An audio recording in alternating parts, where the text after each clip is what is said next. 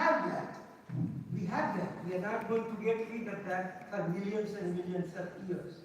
The only thing we can learn is how to have a viable life, viable existence, despite all the goddamn things which human do. Past lives in the present, present becomes the future. Time is a continuous way. It depends how you conceptualize time. So reality as we know it is time bound, and reality is also stand bound, place bound. So what works in one context may not work in another context. So try to understand whatever has happened, why it happened, and what we can learn from it in order to have our own present and our own future. Future is not 2047 is not too far away. We know what it is going to be. We can imagine it. And we can imagine it on the basis of what is happening now. I envy you, not because of your needs. I envy you because of the wonderful opportunities you have. My time is past, but you have wonderful opportunities. God bless each one of you. Have a wonderful life.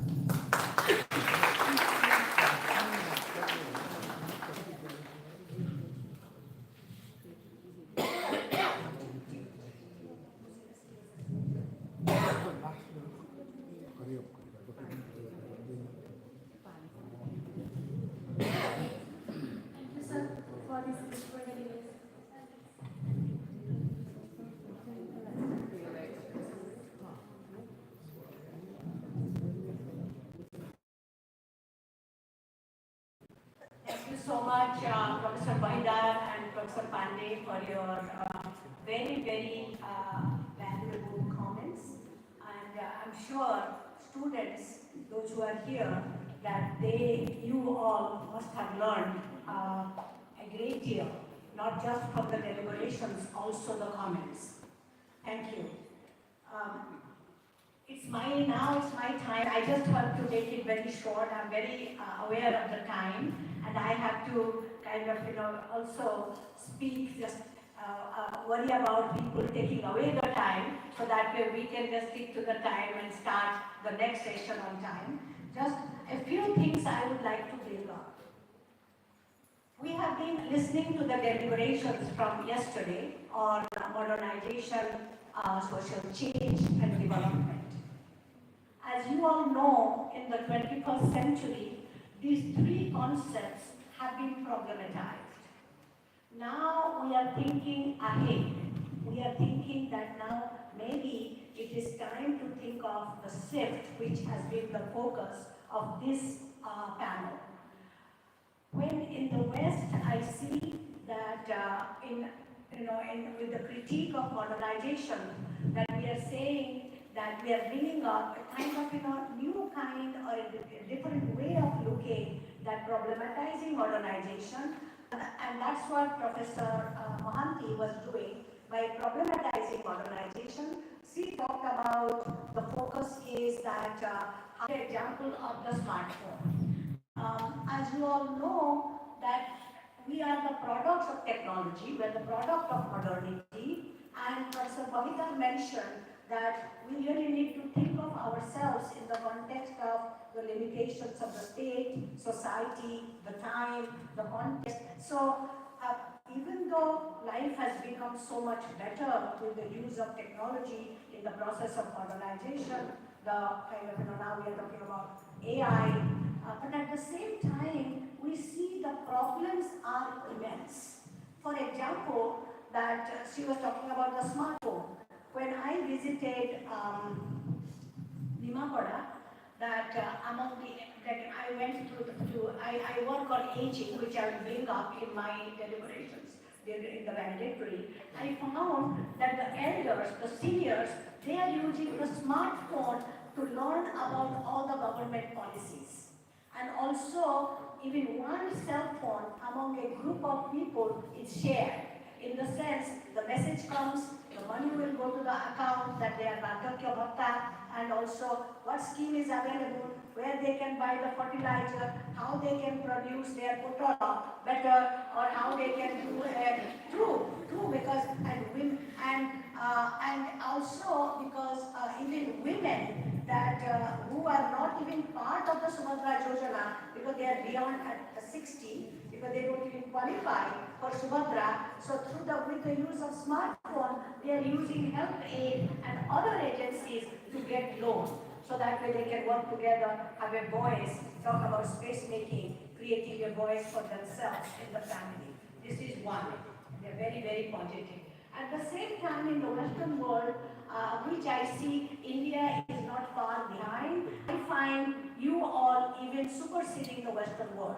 In the sense, West is not the concept of the physical space. West is the state of mind. West is the way we have changed our lifestyle.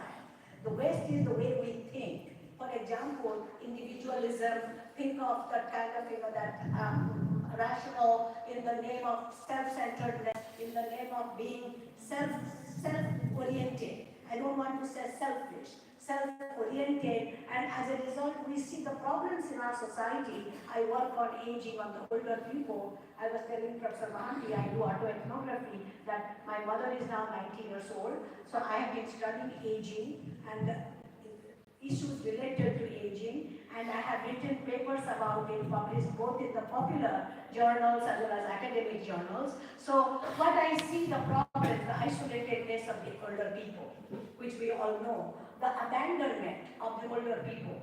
I visit old age homes, so I hear the stories.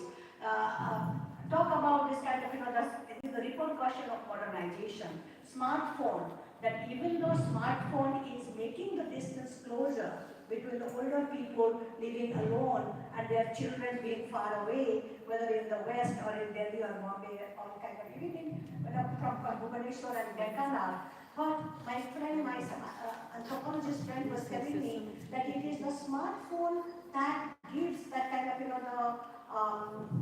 TikTok and Insta, that also creates a kind of an alternative community.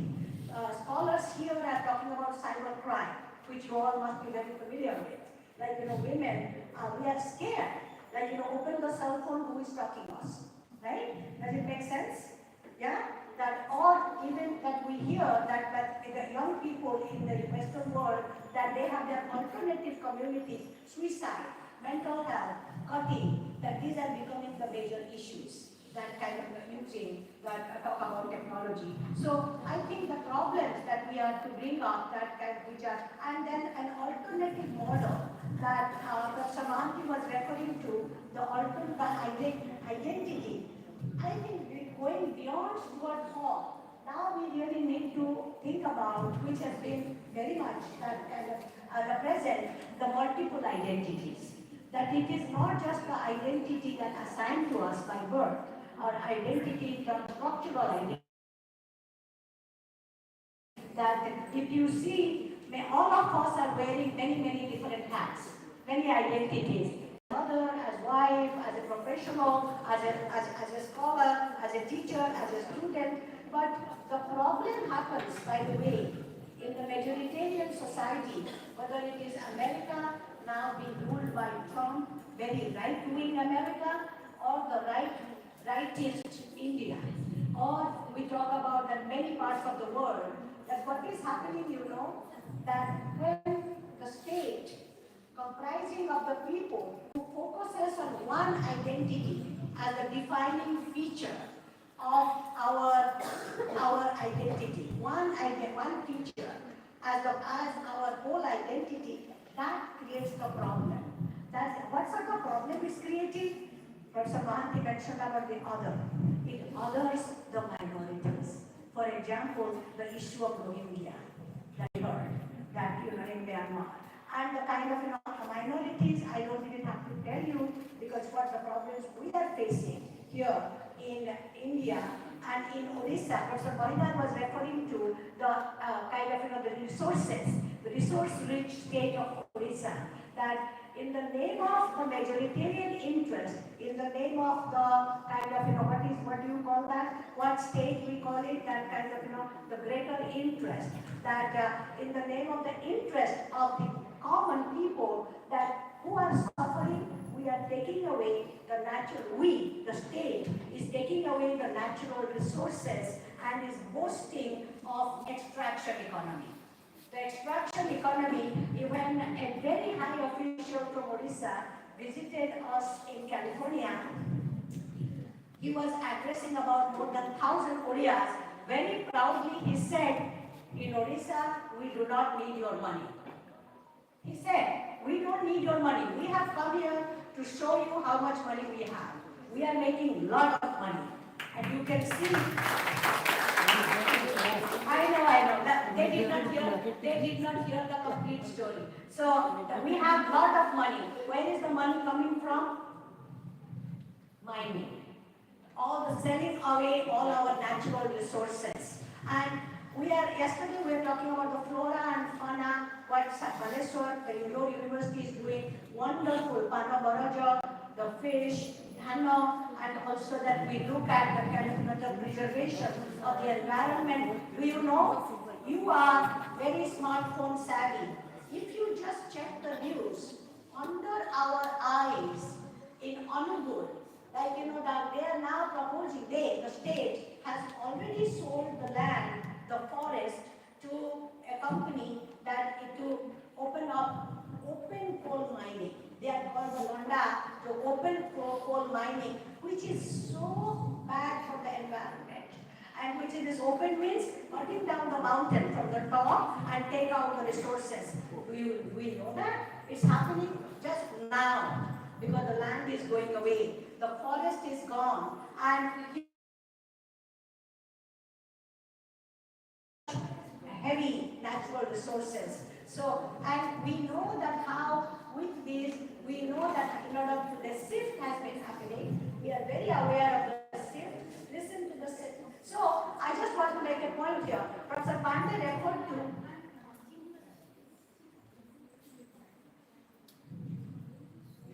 Professor Pandey referred to that the state is shrinking in its kind of mechanism, in its governance. I would say state, there is a happy marriage happening.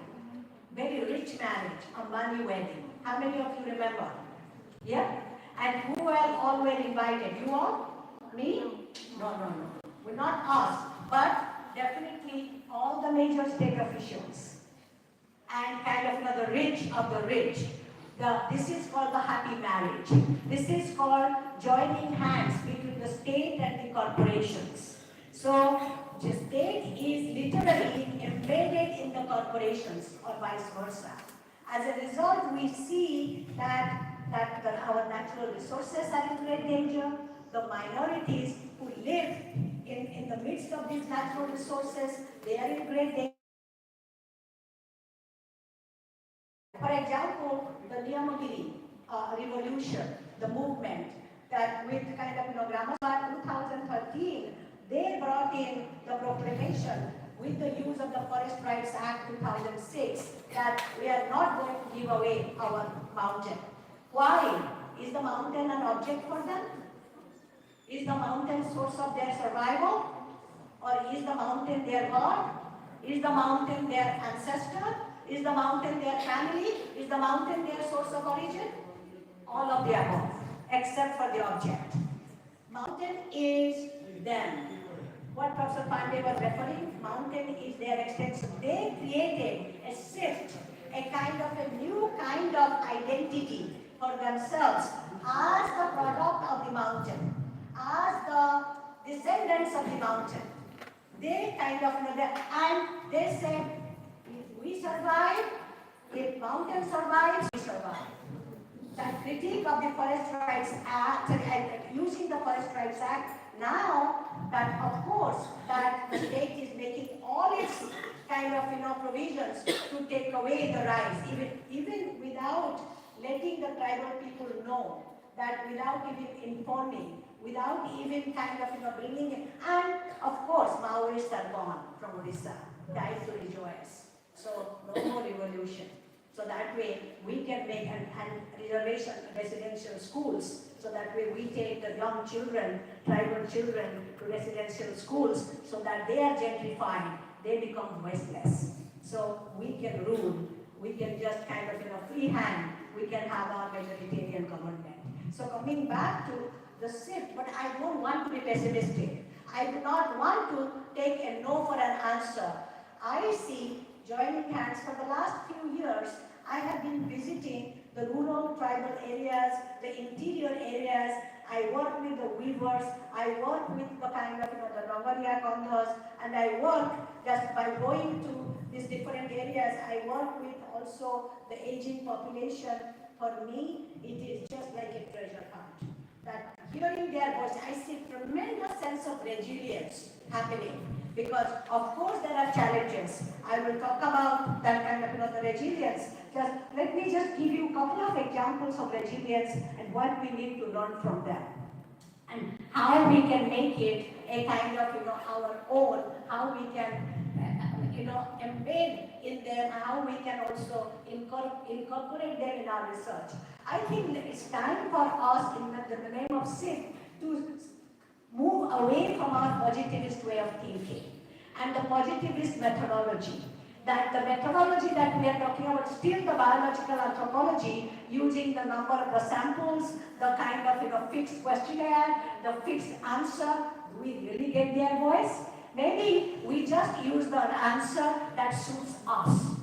So I think it is very important for them to, that's kind of, think of the kind of, maybe a kind of a shift in our quantitative focus of sociology, make it qualitative, which is, I take the great pride being trained in sociology here at JNU, that by listening to the voices of the people, making it part of our methodology, using it as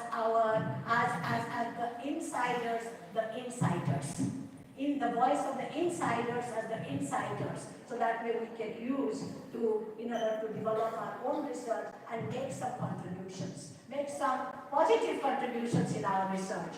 Second thing I must say, that talk about the resilience, that when we see that in spite of that this kind of the mining going on, I'm presenting a paper called Seeds, Looms, and Indigenous Spirituality at a conference called the European Association of Social Anthropology. Because now we are thinking that enough of this kind of modernization. What are people doing to problematize it?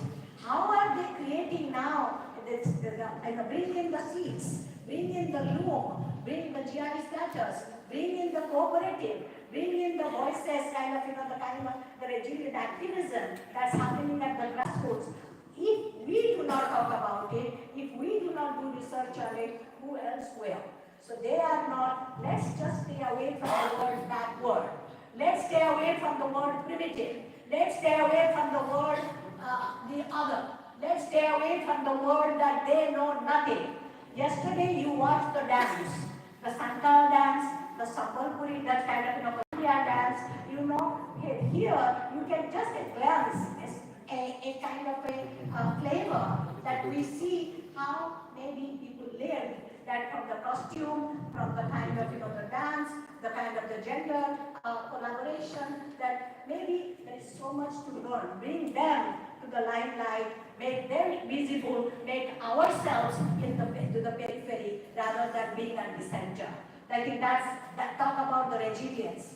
Yes, that kind of, and if we do not, I think we are talking about what can I do, right? Always we say, what can I do?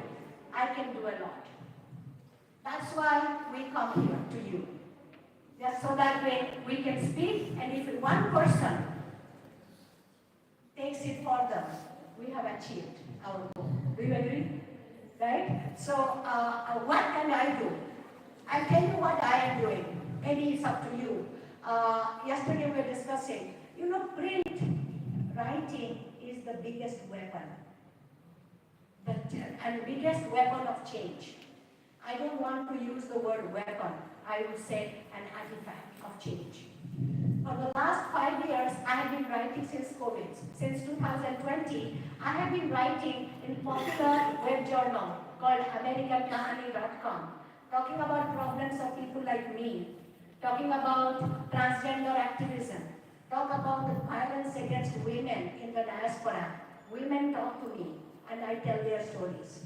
And so that way, these women tell me that, we want to tell the story to raise an awareness against violence. To raise an awareness that in the diaspora, that these men, they kind of, they have been trained by their mothers and they kind of course, it's a long story, I'll tell you, that when during the valedictory, that how the violence is perpetuated. There's a beautiful book, let me just kind of finish with this. There's a very interesting book by Prachi Gupta. It's called They Called Us Exceptional. This book is by somebody like you, a young woman in her 20s. She writes about her identity. She writes about her diasporic identity, her multiple identities. She critiques the diaspora identity. She says that it is the history Professor Mohila was referring to. We cannot discuss about change without the context of the history. She says in how the Indians came to the United States. In 1965, immigration law opened up the door to the Indians to come to America. And this law was to kind of opening up the door to the educated people for higher education opportunity and professions. America never gives away anything for free. America's profit is in profit making. So 1965, this law was mainly during the time of President Johnson, that this law was to take away the cream of the non-Western societies. The cream of India, Pakistan, Bangladesh, China, and all these different Asian countries, so that they will be their slaves. So let's not forget that. So they created. So who are the people who went? Now they are getting older. I'm working on them. So who are the people who went? They became doctors, engineers. Many of them, they went and came back. But there is a beautiful saying by Professor Pratima Roy, when she came, the writer of Jagrat Singh. She says that Odiyas are like Sadhavapuas. That when they took their wives, Sadhavapuas came back because they did not take their wives. But Odiyas in the diaspora, they are the Sadhavapuas with their wives. So they never came back. So they raised their family. And it's so true. And as a result, so there is a kind of, they were defined, that these Sadhavapuas, they were defined as the successful minority. That they have made money. Because they always, the employers say, the Indians are the best people to work with. They don't complain. Odiyas more so. They don't complain. They just work for the dollar. So they make good money based on their merit. So this successful minority concept was people who worked 3 jobs. That kind of, they were very highly qualified, but they did not qualify for the medical, and they became maybe nurse assistants. So these people and the transgender people, these people, they have been kind of muted, they have been silenced. So this successful minority trope created a kind of a homogeneity. As a result, the people with differences have been silenced. And second thing, the successful minority also made my community very aggressive, very violent, to suppress the differences. For a woman who is abused, if she comes to the community, talks about it, they'll say, "Tor kon heichi, party chup kari bas. Tor to khaiba priya ko pauchu, badhiya sari pindiki buluchu, party ko asuchu, tor kon asubidha heichi." Do you hear that?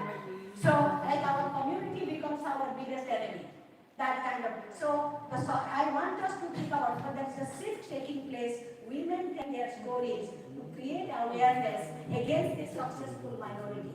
Prachi Gupta's book, They Called Us Exceptional. She tells her story, her challenges, her struggle as a young Indian American growing up in a very, very restrictive family in order to continue her successful minority story. She said, "I don't want to fit in. I have to bring my voice. So it has become a New York Times bestseller. So coming back to it, I don't want to give up hope. Let's celebrate our differences. Let's celebrate our differences, take pride in our differences, take pride in our heritage, and at the same time fight against injustice in the name of modernization. Thank you.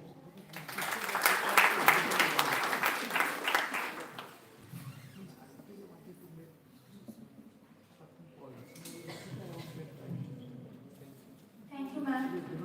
Now it is the time to honor our guests on the dais. I request our volunteers to cooperate with this. I would like to request Professor Annapurna Devi Pandey ma'am to felicitate Dr. Diktibai Sahu madam.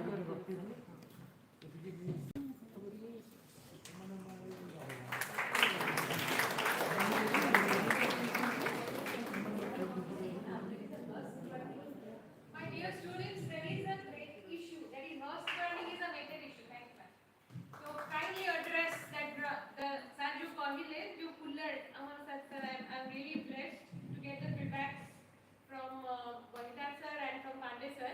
Before my felicitation, it's a great privilege for me. So before the felicitation, I would like to address the audience, basically the students and all the esteemed dignitaries present over here. Husk burning is a major issue which India is facing. And as we all know, Delhi is the problem of air pollution in Delhi is because of rapid husk burning in Haryana and Punjab. And sir, जो कहले हमारे जो coolers है, जो माटी पत्थर रे that is one of the most vital source, one of the solution which one of our students, 3 of our students, they have come up. They are attached with government of Odisha, OHUB also. ସେମାନେ ତାଙ୍କ patent भी कर ଦେଇଛନ୍ତି. ये जो husk burning से जो नोडा का जड़ा हुए जड़ा हेले husk, and that actually creates a massive carbon emission. So carbon footprint reduction के लिए our student team, they have devised from husk. ସେଥିରେ ସେମାନେ କିଛି addition କରିଛନ୍ତି, silicon coating ଟା ଭିତରେ ଦେଇଛନ୍ତି, ତମେ जो fruity की PET bottles ପିଉଛ ସେଟା ଭିତରେ aluminium ଅଛି, which is injurious for health. But they are giving a coating of silicon which is healthy for our body, and probably ଯଦି ପ୍ରଭୁ ଜଗନ୍ନାଥଙ୍କ ଇଚ୍ଛା ଥିବ ବହୁତ ଜଲ୍ଦି it is going to come to the market that can be a sustainable solution from Private Center for Sustainability.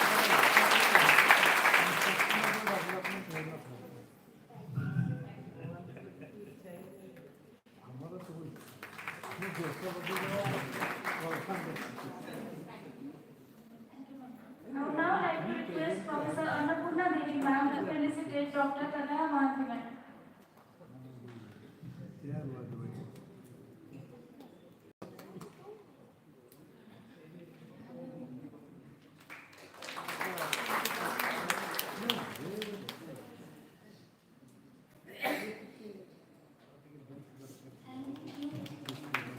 I would now like to request Dr. Pavitra Mohan as convener of the international seminar to felicitate Professor Annapurna Devi ma'am.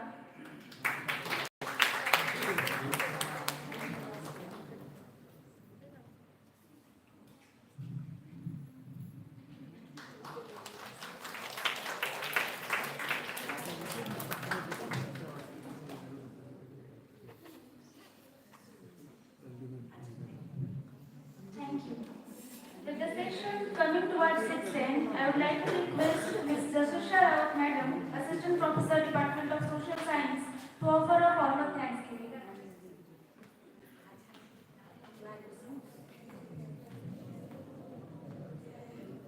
A very good afternoon to esteemed dignitaries on and off the dais. I am Jasusha Rawat, Assistant Professor, Department of Social Science, Fakir Mohon University. I am here to give the official Thanksgiving for plenary session.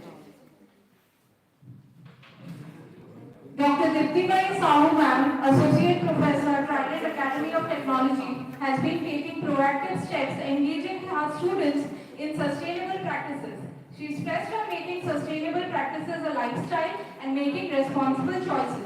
We thank you, ma'am, for accepting our invitation to be a part of this session and sharing your thought-provoking views on sustainability and way for Viksit Bharat 2047. Dr. Arnav Roy, Department of Sociology, School of HSC Moscow, Russia, joined the session in virtual mode. Sir highlighted the crisis and statelessness of Rohingyas of Asia. He presented various arguments, deconceptualization theories on the crisis of the people of Rohingya. I would like to thank Sir for taking the time out of his busy schedule and accepting the invitation to be a panelist for the session. Thank you, sir, for such an intellectually enriching session. Dr. Tanaya Mahanti, Assistant Professor, Identity and the stands in between the shifts. She stressed the shift in phases of pre-modernity, modernity, and contemporary. She focused on the consequences of our own actions. I would like to thank ma'am for accepting our invite to be a panelist for the session. Thank you, ma'am, for sharing such pertinent insights on modernity, identity, and its challenges. I would like to thank Chair of the session, Professor Annapurna Devi Pandey, ma'am, from University of California, USA, for taking time out of her busy schedule and accepting our invite to be a panelist and chairperson for the session. Ma'am aptly summarized the ideas made by the panelists and added her own unique insights to the issues on each theme relating to her practical and personal life experiences. Thank you so much, ma'am. Session was also enriched by critical insights by Professor Vijay Boykar sir, Professor Trilokinath Pandey sir, who shared their own views on the themes of the session. Thank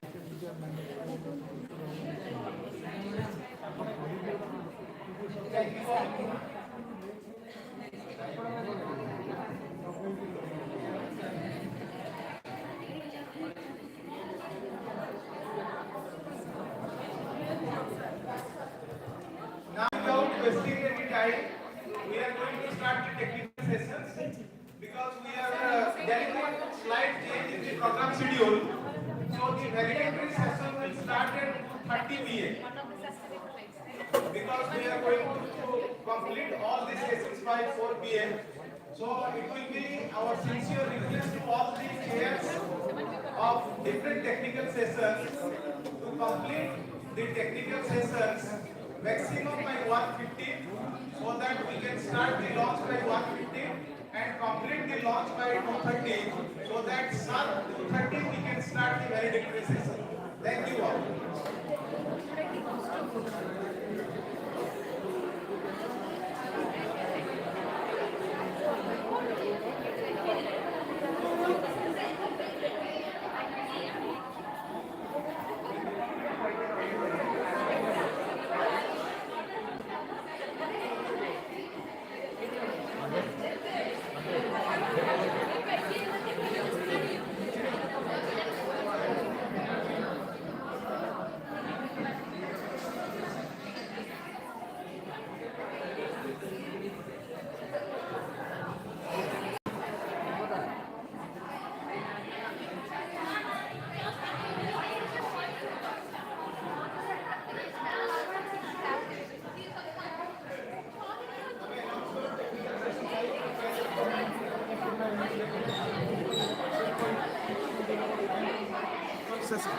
Good afternoon all.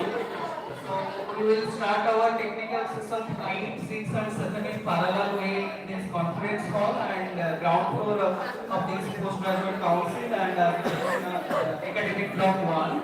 So those are going to present their paper in technical system 5, please. So I request all the participants, delegates and please settle down. We will start our technical session 5 here only, and technical session 6 will start at ground floor of this postgraduate council, and the technical session 7 will start in academic block 1.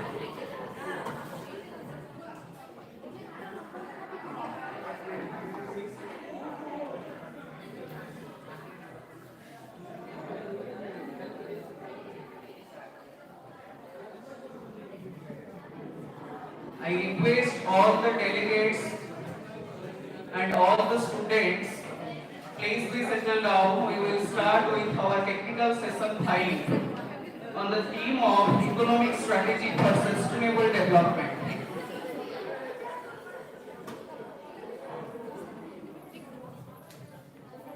Please be settled down.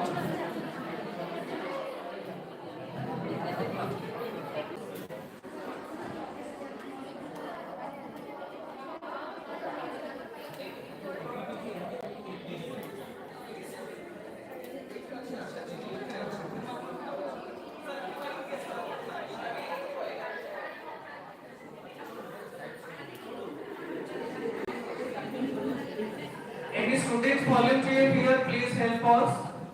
Any students volunteer available here?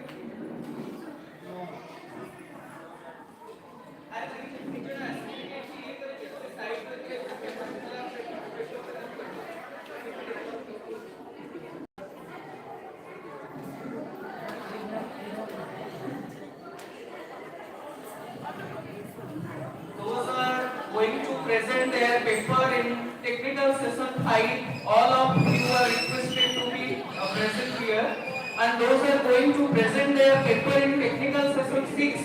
Please go to the ground floor of this Postgraduate Council Hall. And those are going to technical session 7. Please go to academic block 1. So we will start all these 3 sessions in parallel way. So those are going to present their paper. Please be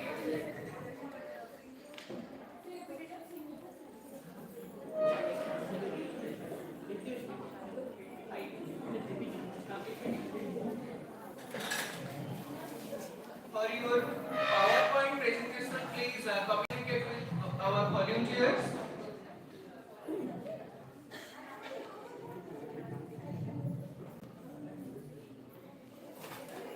Hello.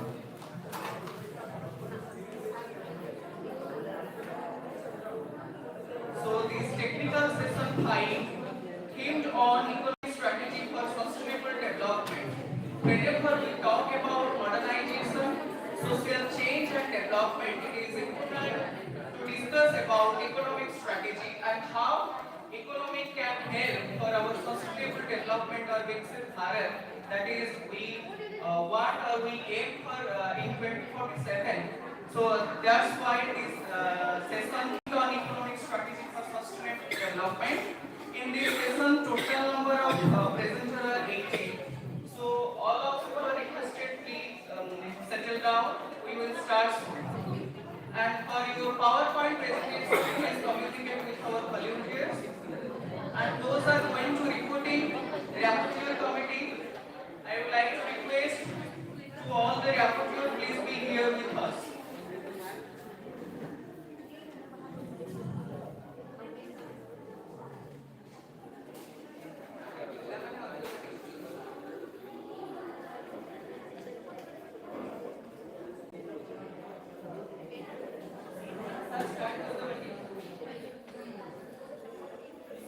So I calling out the names of presenter. Serial number 1, Anita Das, present here. Then Arnapurna Mishra, present here. Arnapurna Mishra. Arnapurna Mishra. So you both were deputy here. Please come forward. Please come.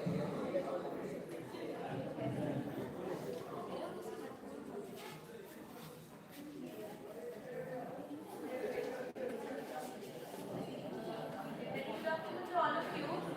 So, this is a kind of quick information to all our presenters. We want you to just come and tell the gist of your paper. You can directly go to the findings as Professor Pandey was also reflected with us, because we really need to start our valedictory on time. So, you can just quickly come, discuss about your paper and directly come to the findings. That would be enough for the presentation. Thank you. Thank you, madam. So next, Ansuman Maharana. Then Abhyakta Mishra. B. Arpita Priyadarshini. Biren Malik. Debabrati Das. Devi Krupa Bhakti. Dr. Vinod Kumar Kar. Present here. Dr. Vinod Kumar Gar, Dr. Govinda Behera, Dr. Sikhasri Rai, Dr. Manusmita Mahapatra, Gayatri Das, and Gitanjali Panda, joint paper. Gayatri Das, Lakshmi Priya Das, Ramachandra Tarai, Nageswar Gowda,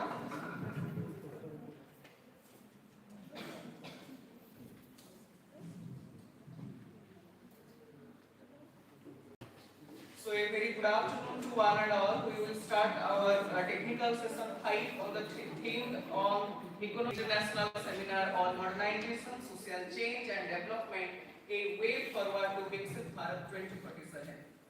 So, for this session, we have with us Dr. Sanjeev Kumar Machi, Associate Professor, Tripura University, Agartala, who will chair the session. So please give a big round of applause for sir.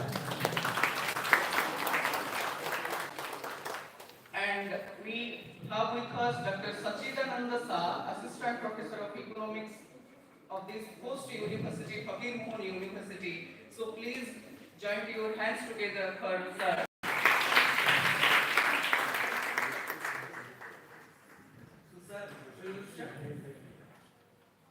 So I request Dr. Sanjeev Kumar Machi, sir, Associate Professor, Tripura Central University, Agartala, to chair the session, and I request Dr. Sachidananda Shah, Assistant Professor of Economics, Fakir Mohun University, to co-chair. It's up to you, sir. Thank you very much for your brief introduction.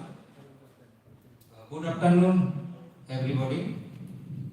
As you know, we are running late. We are late by around 20 minutes. So I was told to end up this session as soon as possible. And as this technical session supposed to be started at 12, but it is already late, and we have also the elevator session after this session. So the topic which is chosen in this international seminar, that is modernization, social change and development, a way forward to Viksit Bharat. So we have 18 paper presenters, and I have already gone through the abstract of all the topics which are chosen by the presenters. These are quite relevant to this topic. So, as we don't have that much of time, so we are giving only 4 minutes to each presenter to present and 1 minute for just discussion. This much only. You just. So may I invite one by one. So the first presenter of technical sessions is Anita Das, students, Department of Social Science, Pokemon University. The topic is role of education in transforming tribal society. So may I invite Anita Das to make her deliveries.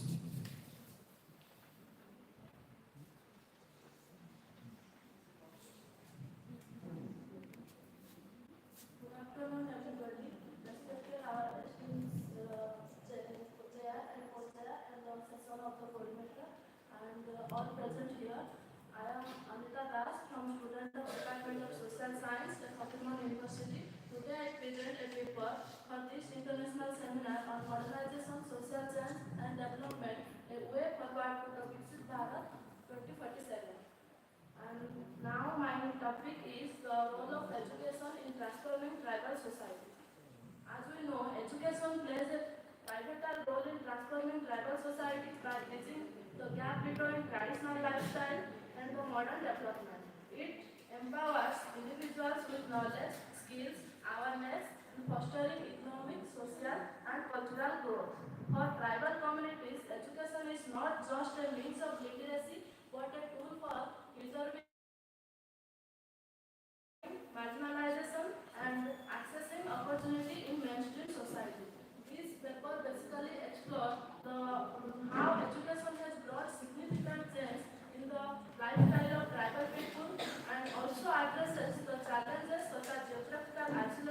cultural mismatch in curriculum, and economic barriers that hinders educational progress in tribal areas.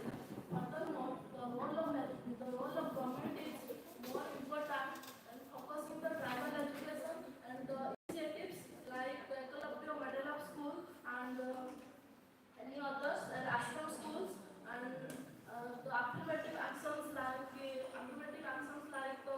scholarship giving and marital initiatives like the percentage of marks and etc. By integrating traditional knowledge with modern education and ensuring community involvement, tribal society can achieve sustainable development while preserving their unique identities. This paper is basically focused on education and the tribal people and role of education in uplifting tribal communities, highlighting the challenges they face and suggest strategies for inclusive and culturally sensitive educational policies. Tribes. Tribes like caste is a term coined by the colonialists and imperialists. The term tribe is primarily a colonial construction. Is the group of people who share a common culture, language, customs, belief, and history. Anita, just stick to your findings. Okay.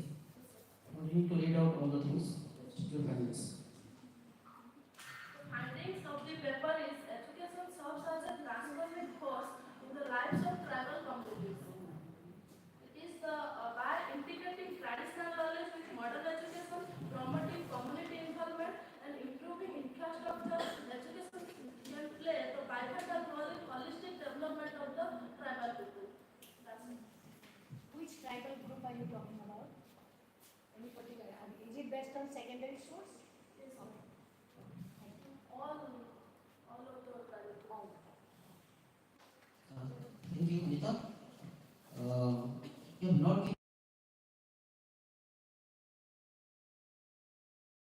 given any data, at least secondary data. So how we can evaluate that whether the tribal people have uplifted or not? With the census data from 2011 census, the literacy rate of the tribal people. Okay, thank you. Thank you. The next ranger is Ansuman Maharana. He is a project fellow, Department of Social Science. The topic is NEP 2020 and the conservation of ethnic values and cultural identity, approaches through anthropological insights. So, may I invite Ansuman to make her deliberations.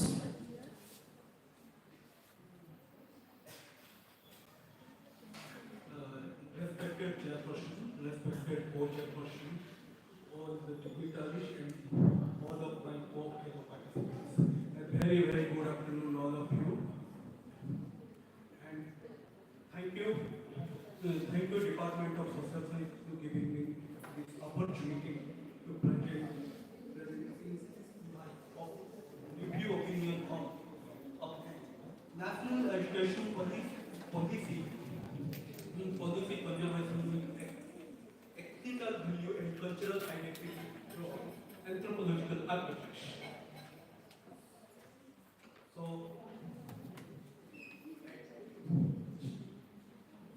I start with the main point of view. These are the contents and that was the point of view. As all we know, education is essential for formative people along cultural history. So, this context, national education policy emerged the development of strong reading of culture. Regarding NEP 2020, a historical and here involved in national educational system next to life, which represent fabric of state's cultural legacy objectives. These are our basic and key objectives of national education policy. Basically, we focus on socio-cultural approach of national education policy. Also, so implications of language, literature, and culture with impact of Indian knowledge system. Next. These are our methodology. Basically, this is a review paper, so review and opinion based work. So I review in some source and next.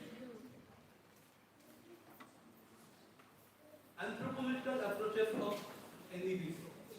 How? So primary of anthropology so analyze and national education policy. Basically, utilization of Indian knowledge system, socialization process, supported environment,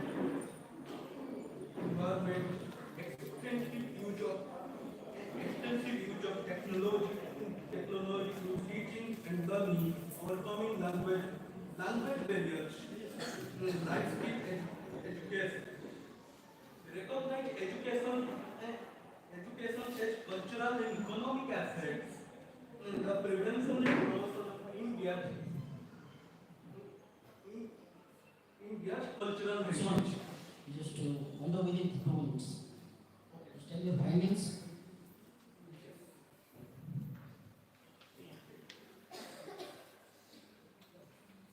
No. Sir, please. Previous. No. Yes. These are my findings. Analysis the cultural area focus of national education policy, which make regards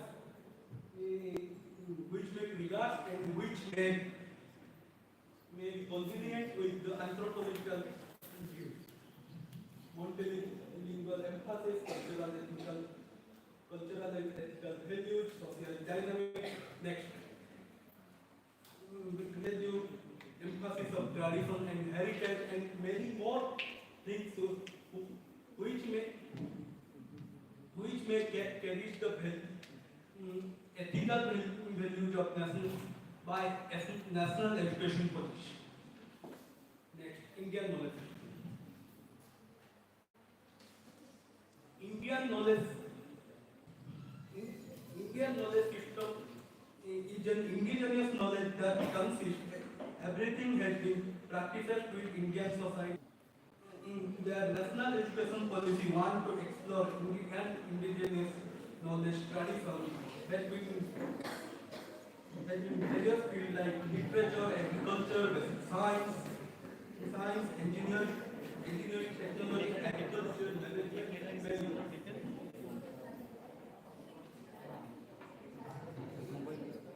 Approaches of cultural sector that NEP 2020 relevance with Viksit Bharat prospect.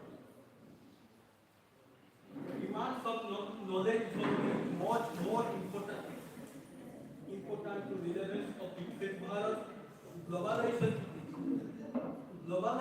and technological advancement also be important. Thank you so much. Thank you so much. After all the presentation, then we have question and answer sessions. Okay, thank you. So may I invite Abhayakant Mishra, research scholar, Revenue University. Mishra here. The topic is the portrayal of environmental issues in religious texts, a story on the importance of religion in respect to climate change. So may I invite Abhayakant to make his deliberations.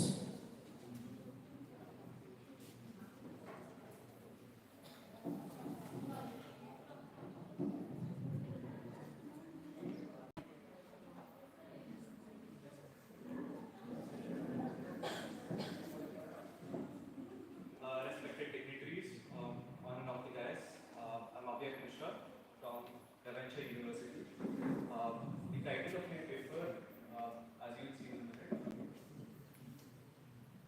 is the portrayal of environmental issues in religious texts, a study on the importance of religion with respect to climate change.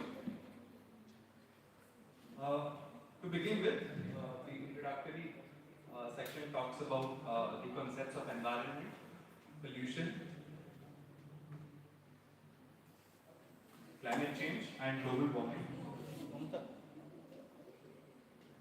Environment can be interpreted as the sum total of all living and non-living factors. Pollution is the introduction of any harmful materials into the physical environment. Climate change is the permanent change in the weather patterns around the globe.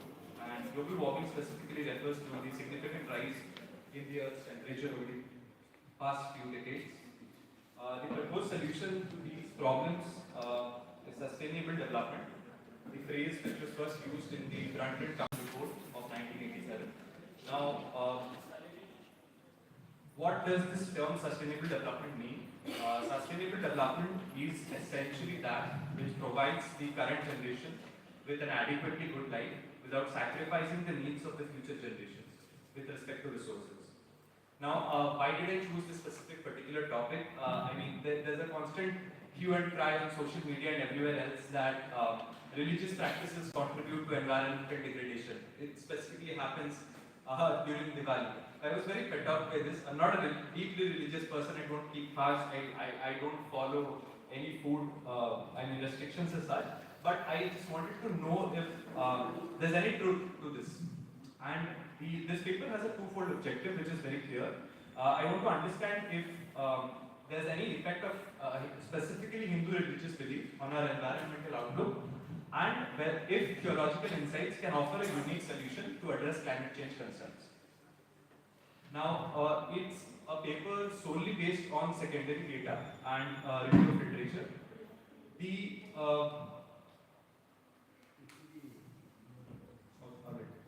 The first review that I'll talk about was one by Sander and Caparo, which was in 2005.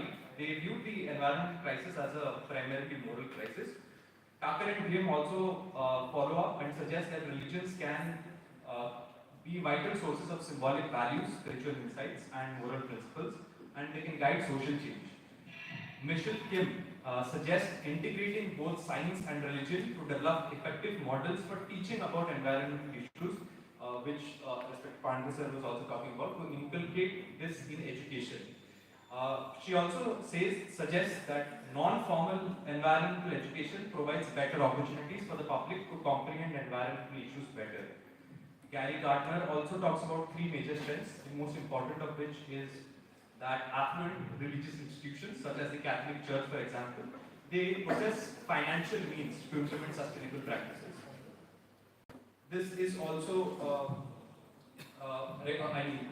Bhagwat, Hornsby, Root, and Gore, 2013, Kosas in a 2007 article, they follow up with similar outcomes as well, that religion does have a role to play.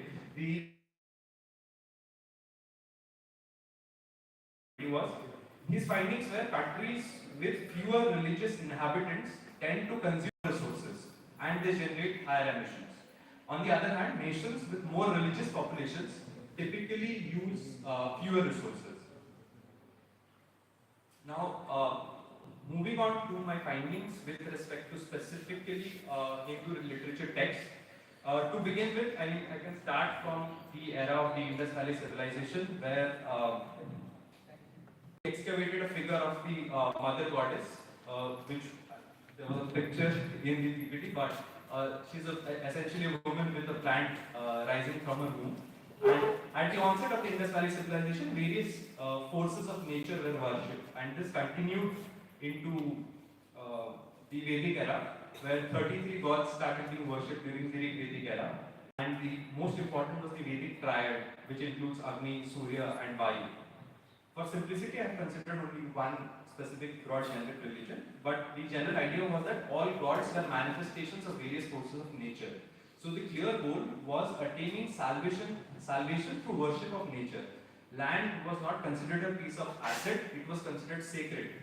One having the greatest number of cattle was considered wealthy. And in the Atharva Veda, several trees were regarded as abode of various gods and goddesses. And there was also this practice where we offer specific flowers and fruits to separate gods. And for example, red ones or hibiscus, what we call in Odia the Mandara Pula, is used to revere goddess Kali. So what this did is offering specific flowers and fruits, recognized and preserved essential plants. And it was done only in specific seasons, so alternately they could grow and have time to recuperate and not lose out on all flowering attempts. In addition, animals were also revered as vehicles of vahanas of gods or goddesses. The most common ones we have heard of include the mouse for Ganesha, Lord Ganesha, and the elephant Airavata for Lord Indra.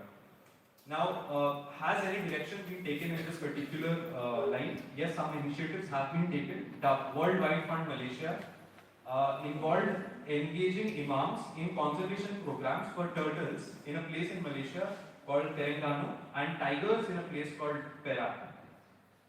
Following this, in 1990s, World Wide Fund in the United Kingdom also aimed to explore the connection between India's spiritual traditions and environmental challenges. They appointed 35 part-time teachers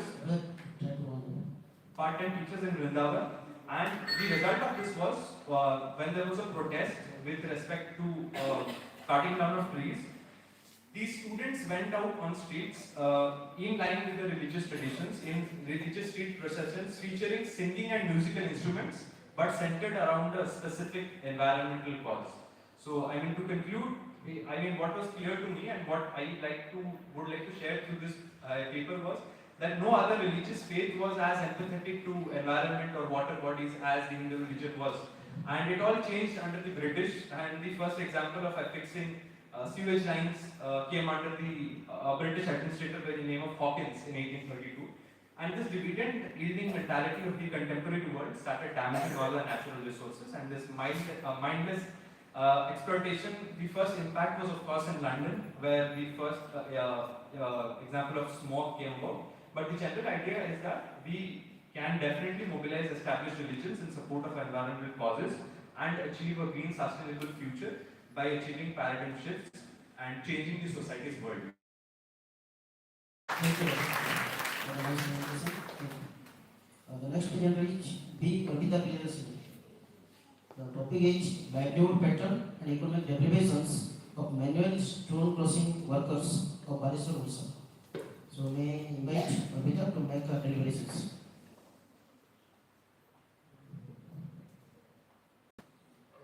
Good afternoon, Honorable President of the Board.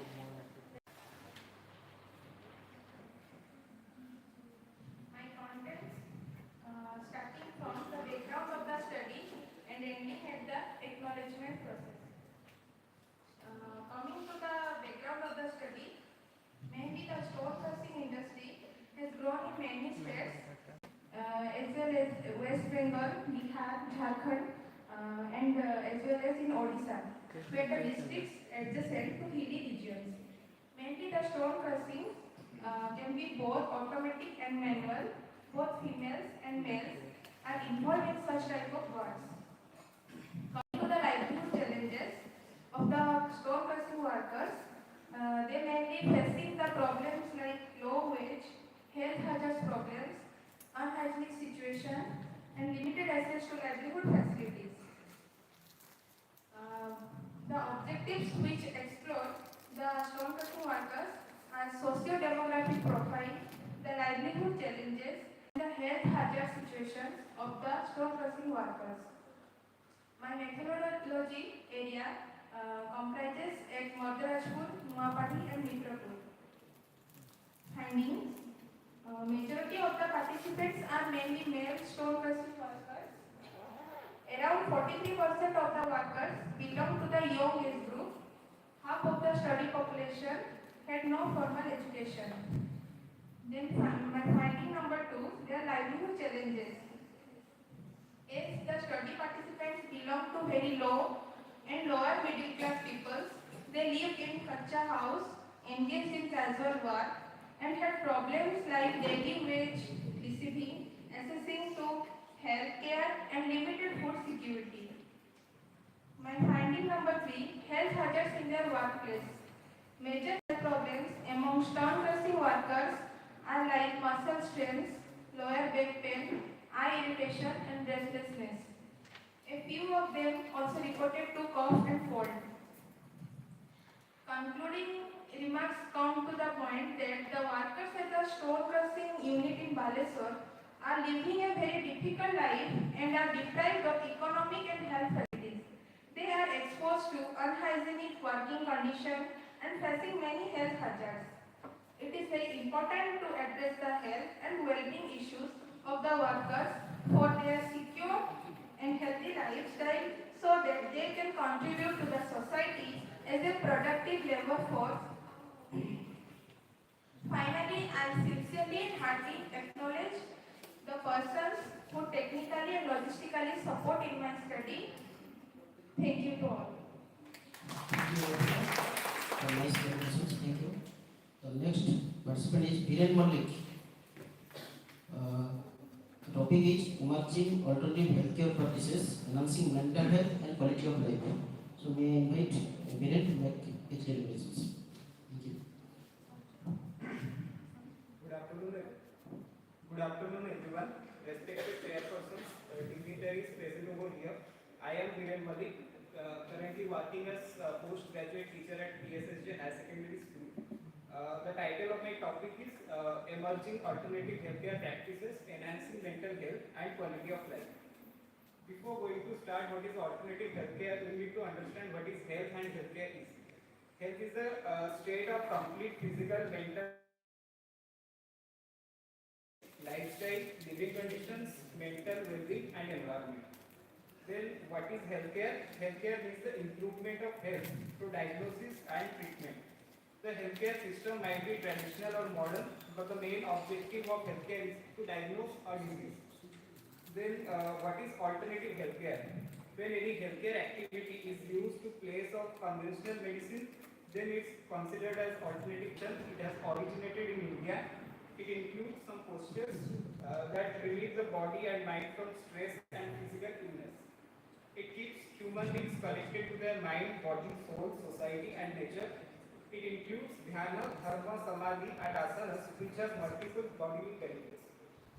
Then gym is a place where people do exercise to get physically fit. People join gym to get rid of all the diseases related to sedentary lifestyle and poor mental health. People's enrollment in gym helps to improve certain aspects of mental health also. Zumba is a Latin-inspired dance workout that offers a popular way of encouraging physical activity. It's an aerobic fitness program including movements with music. It helps to build stamina and has also mood boosting benefits.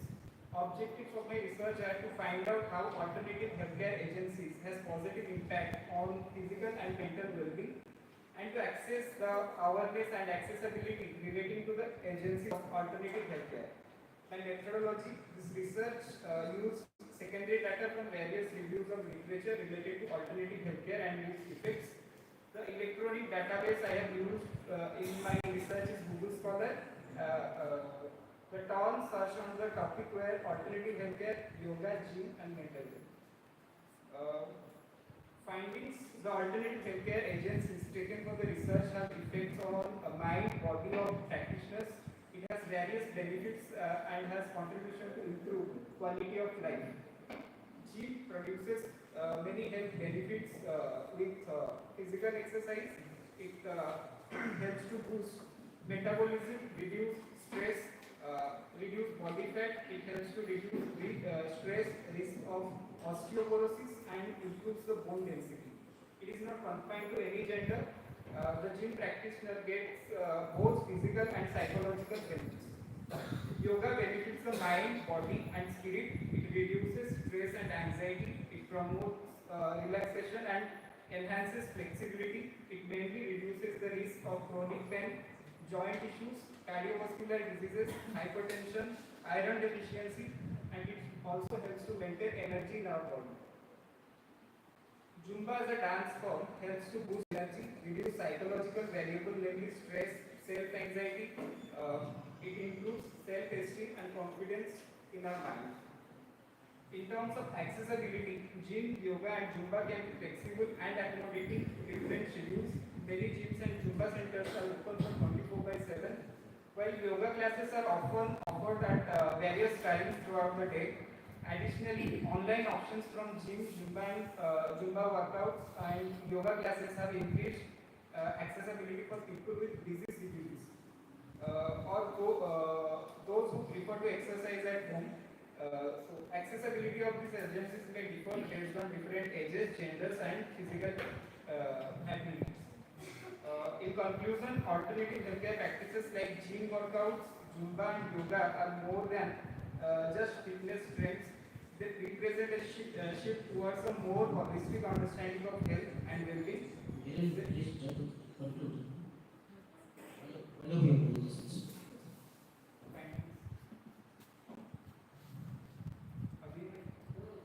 Wind up. Yes, sir. Conclude one part. So gym, yoga and Zumba practice in the daily life, the individual will get better mental and physical health. It ultimately leads a happier and fulfilling life. Thank you for the insights. Next presenter is Devabhuti Das.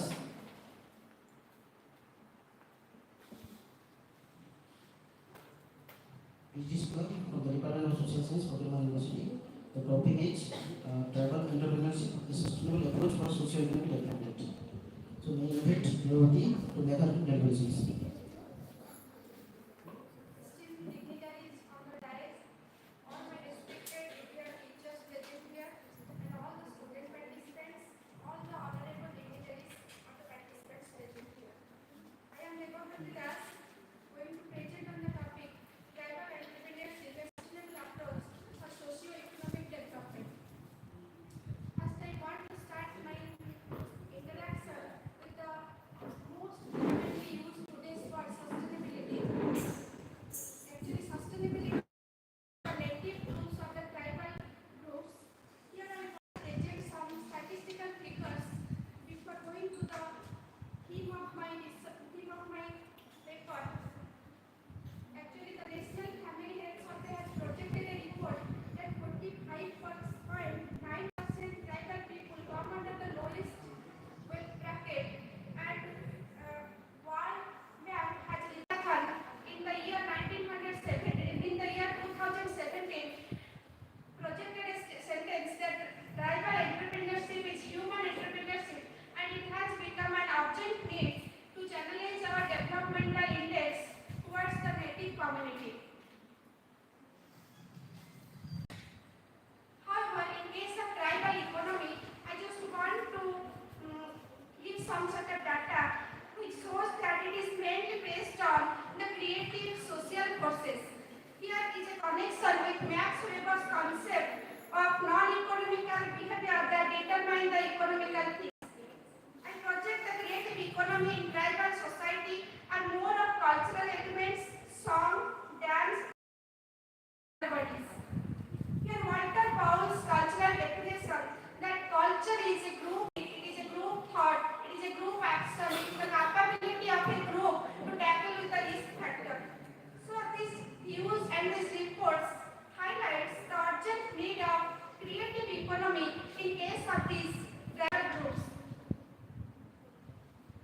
As statistics project, the tribal economy under the Bright Fact has revealed 8,846.66 crore economy in the year 2019.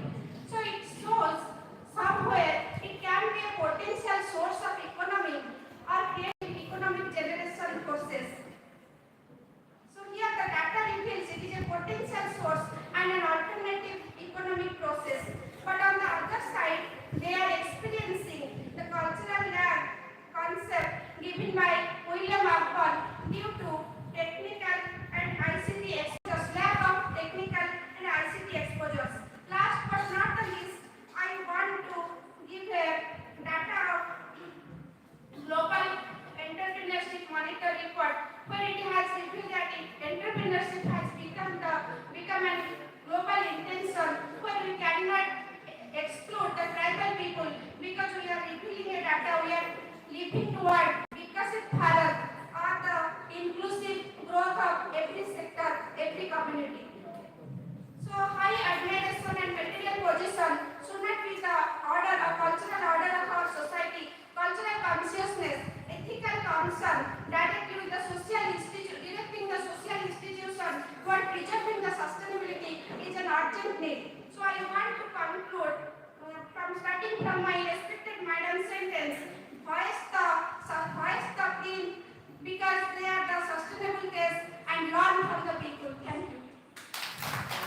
Thank you everyone. Thank you.